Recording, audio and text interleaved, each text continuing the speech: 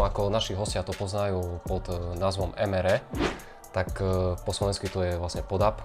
Mal si to v armáde? Áno, ja som mal podap na základnom vojenskom výcviku. Sú tam napríklad také veci, ako sú proteínové tyčinky a také sladkosti proste. Ale potom tam máte také nejaké chili con carne a tak, čo ono sa to zohrieva v takej vode, hej, do vody dáš také vrecuško a ono to spraví tú chemickú reakciu, hej, že sa to začne zohrievať a tak, hej. A ja som sa tohto nebal, no ale je to furt lepšie ako nič, hej, lepšie aj také niečo zjesť, aké by som mal byť o hlade. Ja si pamätám, že presne keď vyšiel ten vlastne nový podap, tak tiež prišli ku mne dve také balenia a jedno myslím, že boli také cestoviny a druhé presne ten guláš, čo si aj ty spomínal. No hej. Čiže ono je tam viacej tých druhov jedel hlavných. Ako ten podap by som jedol vážne vtedy, keď už nič iné proste nemáš, hej.